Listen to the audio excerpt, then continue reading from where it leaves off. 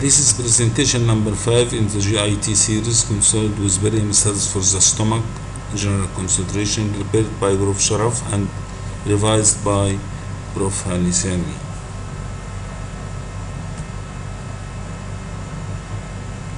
Gastric ulcers with no masses could be seen in peptic ulcerations, aspirin, Crohn's disease, and the Zollinger-Ellison syndrome. This is the appearance of benign ulcers where there is an ulcer niche, and you can check here as dense flake of barium, and here as corona radiata signs. These are the 3 signs for benign ulceration, and the site is a supporting sign, being on the lesser curve, as an ulcer niche does not extend more than 1 centimeter or 1.5 centimeter, with corona radiata sign, or appears as a dense flake of barium, usually are the criteria of benign ulceration. Deformity of the duodenal cap, you see one fornix is big, one fornix is small, and there is something protrusion here. There is deformity of the duodenal cap. The deformed duodenal cap is usually seen in as a result of chronic peptic ulcer of the duodenum. This is again another one showing deformed duodenal cap, gastric fundus, body, pylorus, and region of the bulb seen deformed with the duodenal loop. Malignant ulcer usually shows as everted edges. These are the everted edges, and this is the ulcer itself. So the presence of everted edges, the presence of a big ulcer more than 1 inch, and the site, if it is on the greater curve of the stomach, suggests more malignant process, malignant ulcer. We have what we call target lesions. A malignant ulcer is a target lesion. The flake of barium is seen around, surrounded with a halo zone of less barium due to the everted edges. The same appears with any submucosal deposits. Kaposi sarcoma of the stomach and melanoma are famous in giving target ulcers. This is the appearance of a target lesion. It is a barium flake surrounded with a halo zone. Target lesions. Malignant ulceration,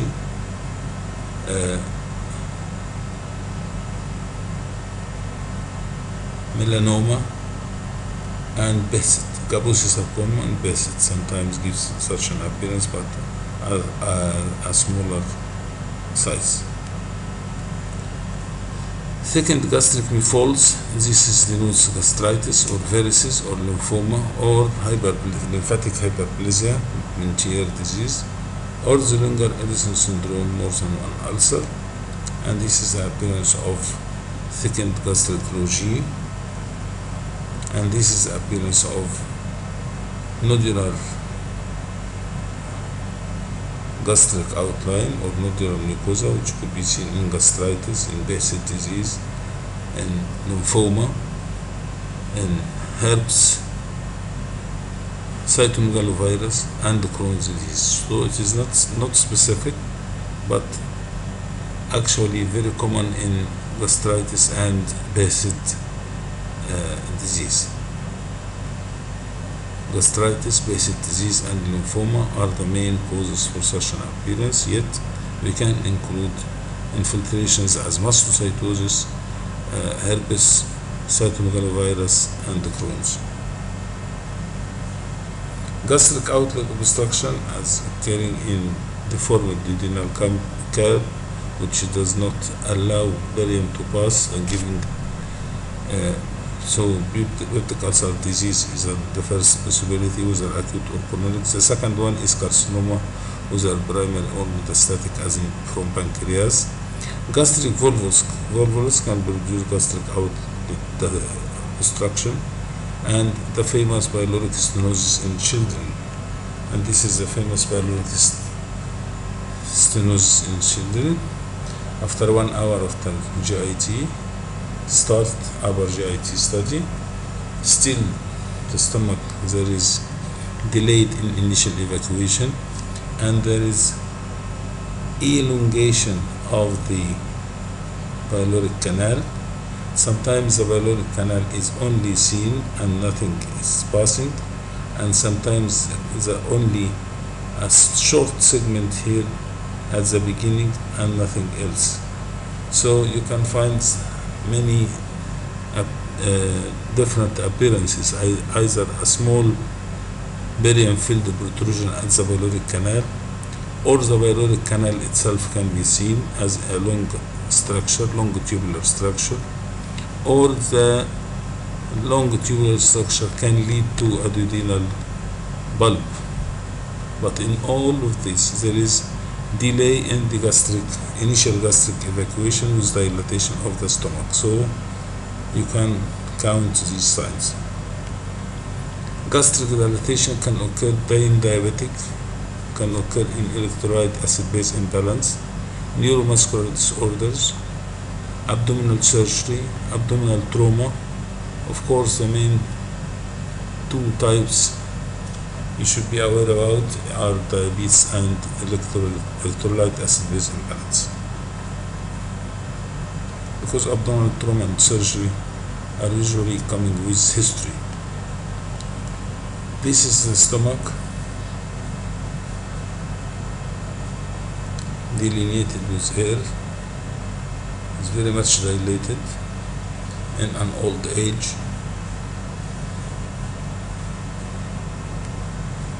Widening of the retrogastric space. Sometimes you can get a pancreatic mass or a retroperitoneal mass or aortic aneurysm that push the stomach forward, and this is famous. This space, and this is the lateral film. This space from here up here should not exceed a width of a vertebra. Now here we have a very big or very long distance pushed, and the stomach is pushed forward. But mind you that the push is smooth one, even for the loop. The loop is pushed smoothly. The loop is pushed smoothly, and the stomach is delineated in a smooth curved pattern. The cap is maintained, is good, and the appearances are those of a benign, large, smooth outlined lesion. Usually pseudopancreatic cyst can produce such an appearance, because we said pancreatic masses, including of course the pseudopancreatic cyst, and the retroperitoneal masses include lymph nodes, and the aortic aneurysm usually does not reach such a big volume. Antral Pad Sign, or what we call ironing of the antrum. That means a stretch of the antrum. So stretch of the antrum, Antral Pad Sign, or ironing of the antrum are synonyms. Of course, can anything at the region of the pancreas, whether pancreatic mass or a pseudocyst, can give this. A distended gallbladder or a normal gallbladder can impress on the antrum from up down, while all the other pancreatic lesions are famous of doing ironing from inside up, from inside outside. So here we can say safely that this is a pancreatic lesion causing ironing. Ironing means stretch of the antrum. The antrum is stretched over something here. Diseases that cross the pylorus involving both antrum and duodenum, we have lymphoma, carcinoma, Crohn's disease, peptic ulceration, tuberculosis, eosinophilic gastroenteritis. So this is an appearance of a large mass starting in the region of the pylorus and reaching into the pyloric antrum and cap, involving the cap. This is a sarcomatous lesion. 60-year-old man with epigastric pain underwent CT, differential diagnosis of this irregular mass involving the pylorus, is gastric lymphoma.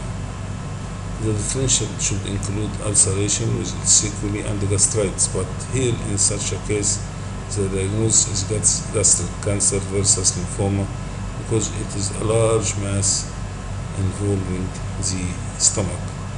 Why we make it more radiological to be gastric cancer? It is just because one thing, in lymphoma, the lymphoma behaves as GIT. It forms an endophytic part with a large exophytic component outside, which is not the case.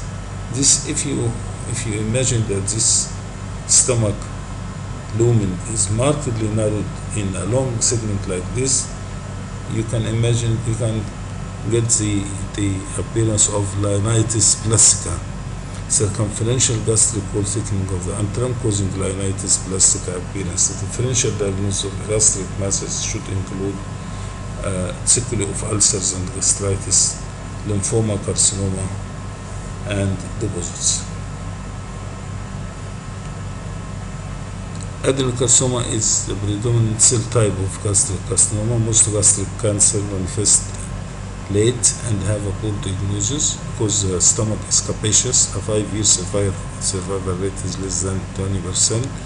The incidence varies with geography, with high incidence found in Japan, Chile, Finland, Poland, and Iceland. Risk factors include diet, Helicobacter pylori gastritis, atrophic gastritis, pernicious anemia, adenomatous gastric polyposis, partial gastrectomy, and Mentier. Characteristic radiological findings in gastric carcinoma can manifest as polypoid, ulcerating or infiltrating mass, or cross-sectional imaging, so it can appear as either a polyp, large polyp, or large ulcer, or creeping mass infiltrating.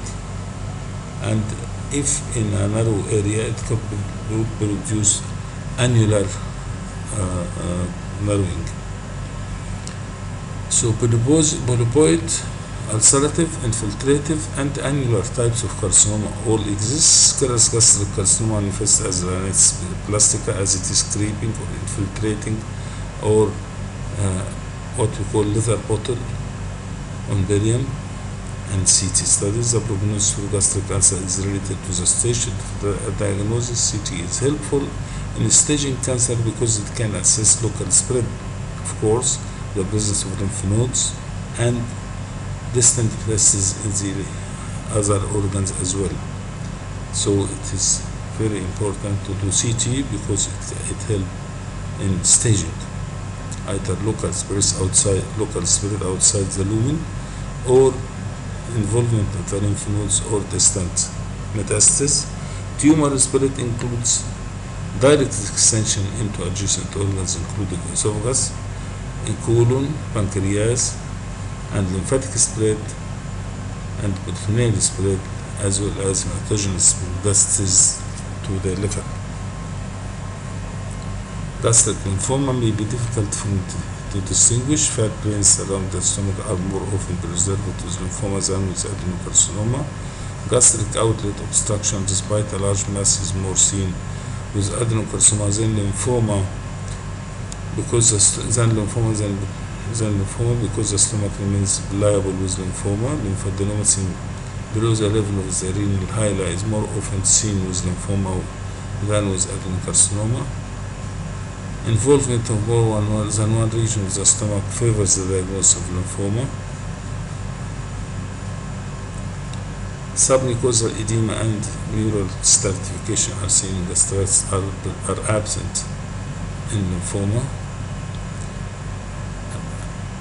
Cancer may be pleuroid and may require biopsy. Cancer may mimic gastritis with gastric wall thickening. Gastric ulcer may have benign or malignant causes. Malignancy more often are associated with a mass or metastasis. The differential diagnosis may be difficult and may require endoscopy. We can just add here that gastric lymphoma, as any lymphoma, is usually presenting as partly intraluminal and partly extra luminal. This one what we call endophytic and exophytic. It behaves like GIST, gastrointestinal stromal tumors. This is various types of on the left hand in the middle, various types of volvulus, where in the first one on the left, the stomach is turned upon its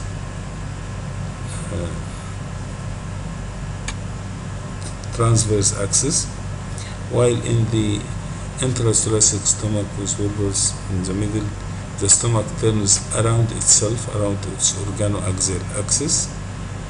The one on the left, on the right, represents where a foreign body can be lodged. It can usually be lodged at the region of the pylorus before passing into the pyloric antrum.